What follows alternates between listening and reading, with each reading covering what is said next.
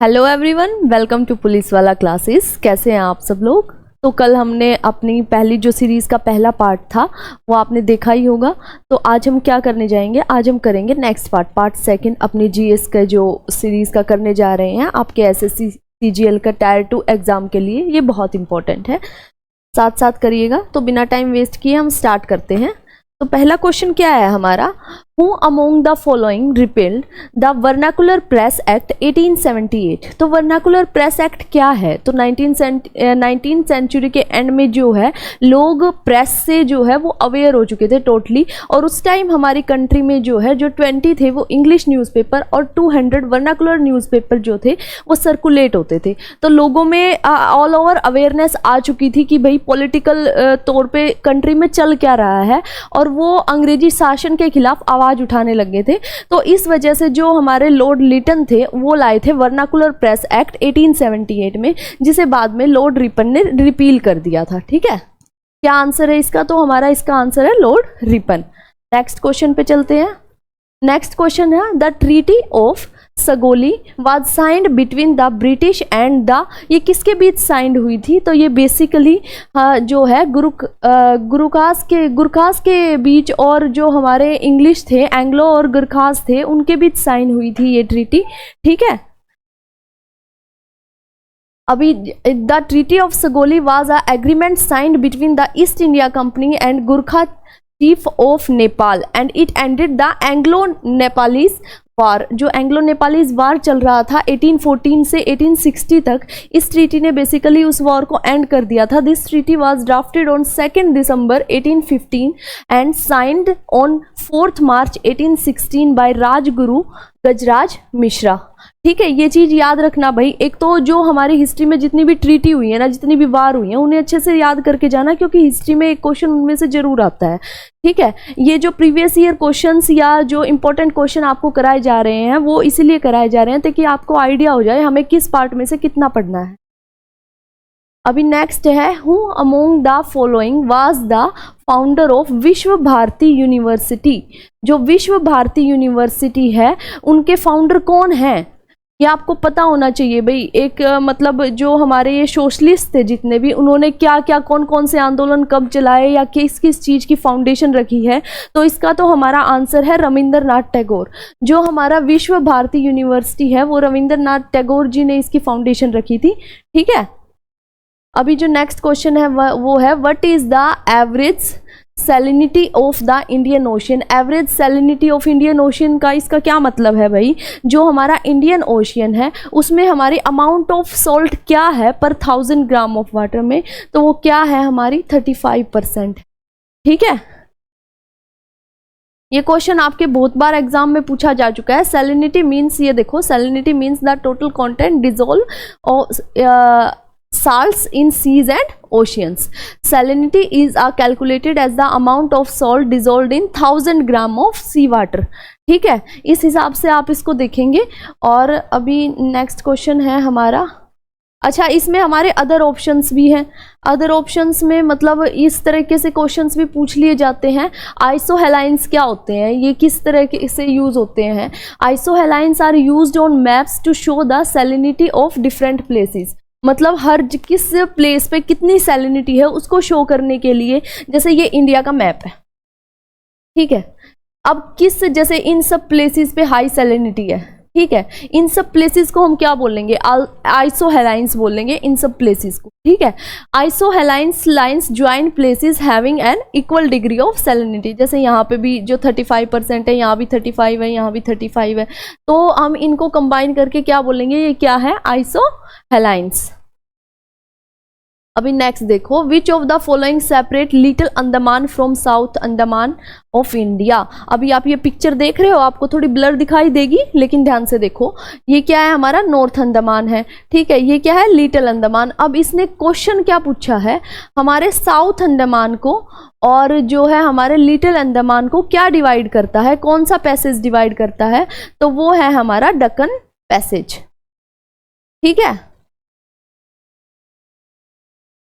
The crop area under high yielding varieties of which amongst the following crop grew considerably during the green revolution। अब green revolution के बारे में तो आपको सुना ही होगा, तो उसमें हमारा कौन सा क्रॉप था जिसपे मतलब ये ग्रीन रेवोल्यूशन में जो कौन सा क्रॉप था जिसकी हमारी फर्टिलिटी जो ज़्यादा उपज बढ़ी थी हमारे उसके बाद, वो कौन सा था? व्हीट था। ठीक है, जो 1978-1979 का टाइम था, द ग्रीन रेवोल्यूशन का टाइम था, वो led to record the grain output of 131 million tons.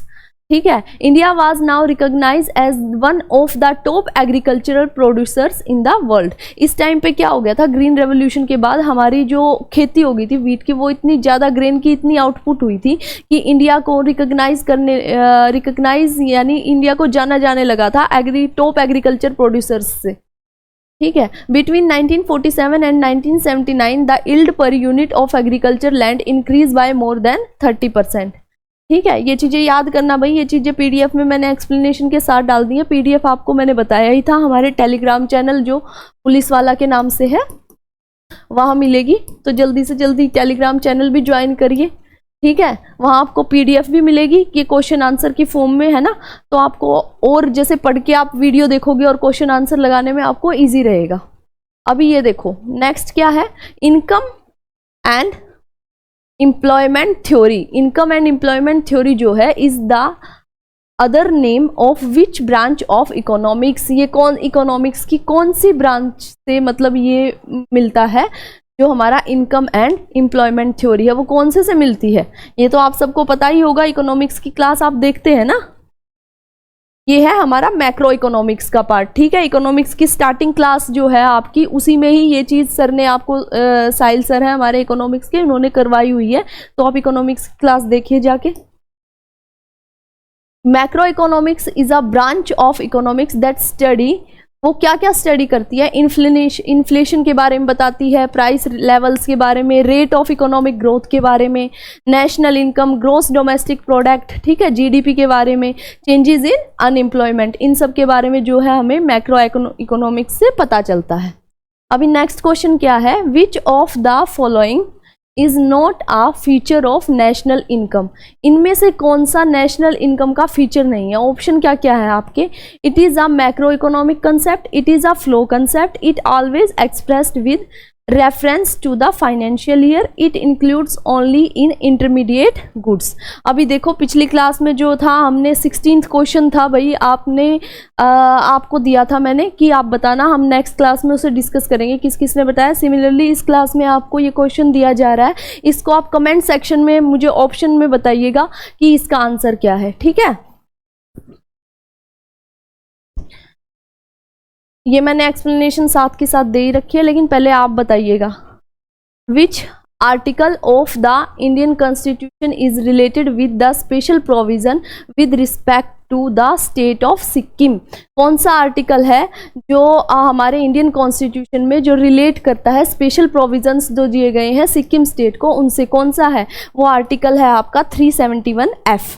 ठीक है, 371F वो आर्टिकल है जिससे हमारे जो सिक्किम स्टेट है उसको स्पेशल प्रोविजंस दिए गए हैं। The special provisions with respect to state of Sikkim are mentioned in article 371F of the Indian constitution. This article was inserted in constitution in 1975। ठीक है, 1975 में आया था ये। Following Sikkim merger with India as 22nd स्टेट। सिक्किम कौन सा स्टेट है भाई? इंडिया का 22nd स्टेट है, याद रखना। ये क्वेश्चन भी रिपीट होके, मतलब जो आपके जैसे ये क्वेश्चंस है, क्वेश्चंस करवा रही हूँ ना मैं, इनसे ही रिलेट होके घूम फिर के आपके एग्जाम्स में क्वेश्चन पूछे जाएंगे। ठीक है,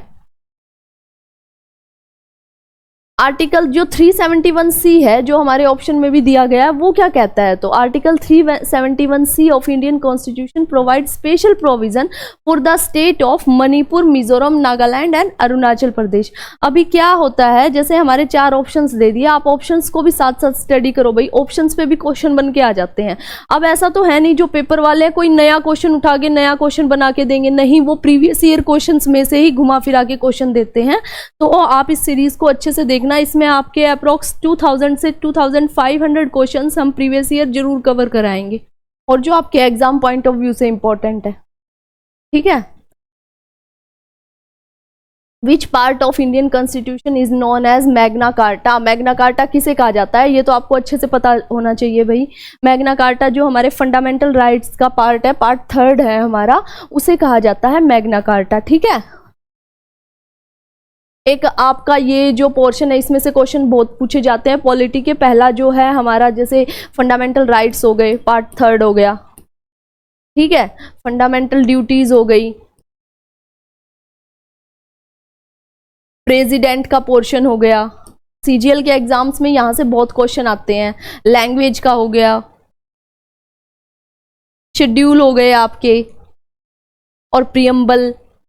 ये जो है ये मोस्ट इंपॉर्टेंट टॉपिक है आपके पॉलिटी के, जहां से सीजीएल के पेपर में बार बार क्वेश्चंस पूछे जाते हैं। सीजीएल, दिल्ली पुलिस, भाई जो भी है, इन एग्जाम्स में आपके जो बार बार क्वेश्चंस हैं मेन पोर्शन यहां से उठाए जाते हैं।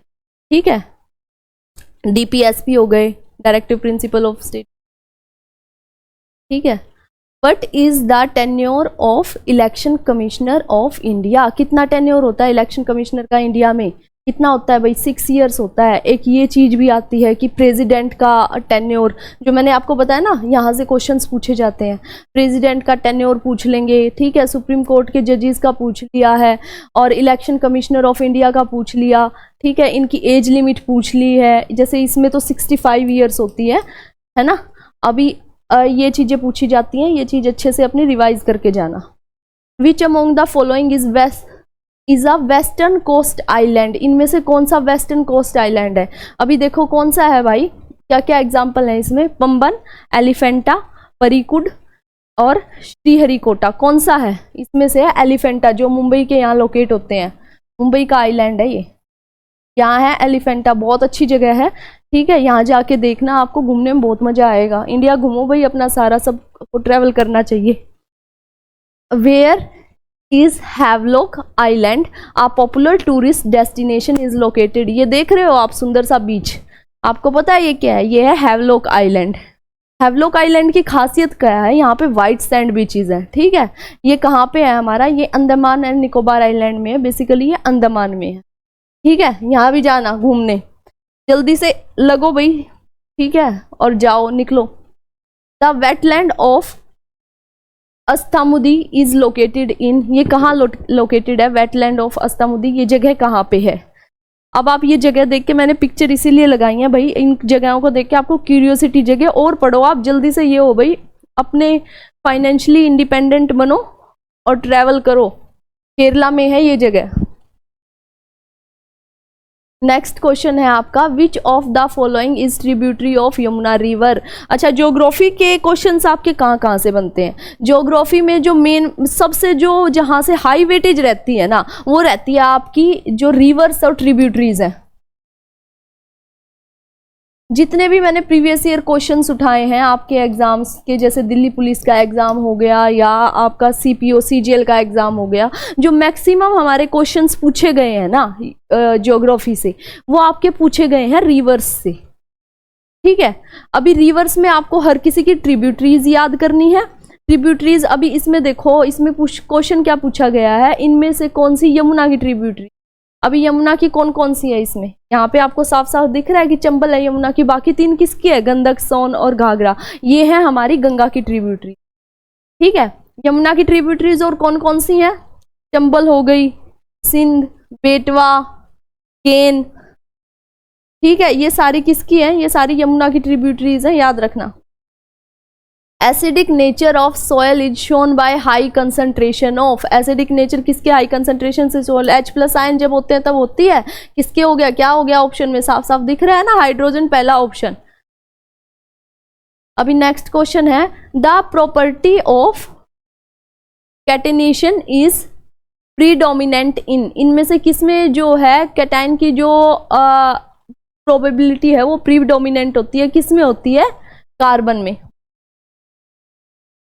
नेक्स्ट क्वेश्चन है आपका, which cell organelle has its own DNA and ribosomes. किस में होते हैं? माइटोकॉन्ड्रिया में। ठीक है, माइटोकॉन्ड्रिया में होते हैं ये सारी चीजें। अच्छा, सेल चैप्टर आप अच्छे से करके जाना बायोलॉजी का, और एक हो गया आपका प्लांट बायोलॉजी, उसमें से भी क्वेश्चंस पूछे जाते हैं। डिसीजेज हो गए, डिजीज में से आपके क्वेश्चन पूछे जाते हैं, ठीक है। और वाइटामिन्स में से भी आपके क्वेश्चंस आते हैं। ये जो है मैक्सिमम प्रोबेबिलिटी है यहाँ से क्वेश्चंस पूछे जाने की, ठीक है।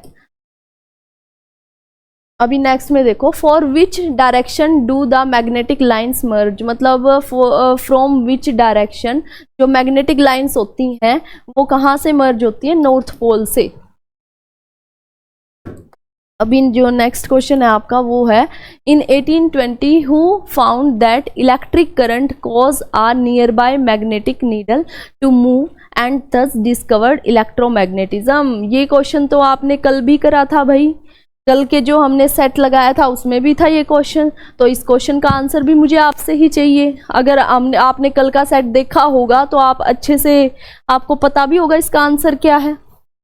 अच्छा, जो नेक्स्ट है हमारा क्या है, as per Hindu calendar Ugadi festival is in southern state of India celebrated in which of the following months. जो ये फेस्टिवल है कौन से मतलब मंथ में सेलिब्रेट किया जाता है, मैं बता देती हूँ बच्चों। ये फेस्टिवल जो है चैत्र के मंथ में सेलिब्रेट किया जाता है, और बेसिकली ये क्या होता है, ये हिंदू कैलेंडर के हिसाब से हमारा जो है नया मंथ होता है, मतलब नए ईयर की शुरुआत होती है हिंदू कैलेंडर के, जो मार्च अप्रैल में आता है, ठीक है। ये देखो, ये हमारे जो कंट्री के डिफरेंट पार्ट्स में है, ये आपको थोड़ा ब्लर दिख रहा होगा, लेकिन कंट्री के डिफरेंट पार्ट में अलग अलग नाम से जाना जाता है। जैसे ये जम्मू कश्मीर साइड जाना जाता है नवरेह के नाम से, बैसाखी के रूप में ये पंजाब में मनाया जाता है, बिहू के रूप में ये असम में मनाया जाता है, और ये उगादी के रूप में कहाँ मनाया जाता है, ये एज अ उगादी ये फेस्टिवल मनाया जाता है कर्नाटका और आंध्र प्रदेश में, ठीक है। और युगादी के नाम से कर्नाटका में मनाया जाता है, ये गुड़ी पाड़वा के नाम से महाराष्ट्र में मनाया जाता है। मतलब जो हमारे क्या होते हैं, हमारे जो रिचुअल्स होते हैं ना, वो सेलिब्रेट ऑल ओवर इंडिया होते हैं, लेकिन उनके अलग अलग नाम जगह के हिसाब से हम बदल देते हैं, ठीक है। तो आपकी जो स्टैटिक जीके का पार्ट है उसमें बेसिकली मैंने आपको बताया था कि कौन कौन से, कल भी हमने क्वेश्चंस किए थे, जो डांस होते हैं हमारे कल्चर से बेसिकली ज्यादा क्वेश्चन उठ के आते हैं। जो स्टैटिक जीके क्वेश्चन है कल्चर से ज्यादा उठ के आते हैं, और तनु मैम ने ये पार्ट भी कवर करा ही दिया है, आप जाके देखो स्टैटिक जीके की वीडियोज में, ठीक है। नेक्स्ट है हमारा, who won the bronze medal in badminton Asia mix team championship. किसने जीता है, इंडिया, चाइना, साउथ कोरिया या मलेशिया। ये इंडिया ने जीता है भाई, ठीक है। ये 17 टीम्स थी जिनके बीच ये कंपटीशन हुआ था, और उसमें हमारे जो ब्रॉन्ज मेडल है वो इंडिया जीत के लाई है। नेक्स्ट है, who launch the call before you dig app. ये ऐप किसने लॉन्च किया है, ये ऐप हमारे नरेंद्र मोदी जी ने, जो हमारे प्राइम मिनिस्टर हैं, उन्होंने लॉन्च किया है। अभी ये ऐप किस चीज के लिए है, देखो, prime minister Narendra Modi has launch the call before you dig app to facilitate coordination between excavation agency and underground utility owners to prevent damage to utilities due to digging, ठीक है। डिगिंग की वजह से जो भी डैमेज होता है उसको बचाने के लिए। अभी ये देख रहे हो, ये खूबसूरत चेहरा किनका है, ये खूबसूरत चेहरा है हिकानी जी का। जो हिकानी जी हैं वो क्या है, वो पहली जो है वुमेन एमएलए बनी है। कौन से स्टेट से बनी है, जो आपसे ये क्वेश्चन पूछा गया है, ये बनी है नागालैंड से, ठीक है। नेक्स्ट क्वेश्चन है आपका, recently who has been conferred with the highest civilian honour Kerala Jyoti in Kerala. अच्छा भाई, हमारा इंडिया का हाईएस्ट सिविलियन अवार्ड कौन सा है, आपको पता है कौन सा है, जल्दी बताओ। भारत रत्न, भारत रत्न है। अब इसके बारे में भी आप अच्छे से मतलब याद करके आना भाई, इससे ना बहुत क्वेश्चन बन के पूछते हैं कि भारत रत्न अवार्ड में क्या क्या होता है, किस तरह का वो अवार्ड होता है और कैसे दिया जाता है, ठीक है, किस किस को दिया गया है। लेकिन इसका आंसर क्या है, इसका आंसर बताओ पहले। देखो 4 ऑप्शंस है, इसका आंसर है भाई, ये जो सर बैठे हैं इनका नाम क्या है, MT वासुदेवन नैयर, ठीक है। ये हो गए आपके 25 क्वेश्चंस का सेट आज कंप्लीट। आई होप आपने अच्छे से देखा होगा वीडियो को, ठीक है। अभी जो 2 क्वेश्चंस मैंने पूछे हैं उनके आंसर्स देना। अच्छा, मैंने प्रीवियस क्लास में एक क्वेश्चन पूछा था आपसे, चलो देखते हैं किस किस बच्चे ने उसके आंसर्स दिए हैं, ठीक है। एक बार वो क्वेश्चन को देखते हैं, क्या क्वेश्चन था वो आपका। इलेक्ट्रोमैग्नेटिज्म का पूछा था मैंने, किसने दी है? अभी देखते हैं भाई किस किस ने आंसर दिए हैं।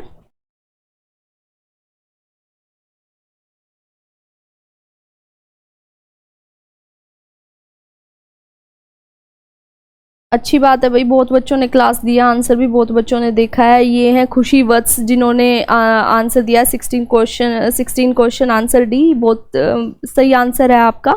ठीक है, अंकुर गौर आपका भी आंसर ठीक है बेटा। Question 16 option D. ये आशीष सोनी ऑप्शन डी इन्होंने भी दिया। आशिमा शर्मा आपने पहले ऑप्शन सी किया है और फिर आपने चेंज करके डी कर दिया गया है, आपने दूसरों का देख के किया है, ये ठीक है। अच्छे से करो इस क्वेश्चन को, अच्छे से पढ़ो। पूजा यादव आपका भी ऑप्शन ठीक है, ऑप्शन डी है आपका भी। भाई अच्छे से क्लास देख रहे हो इसका मतलब आप, ठीक है। ये भी क्लास देखना और अगला पार्ट हम नेक्स्ट डे लेके आते हैं। Thank you, have a nice day.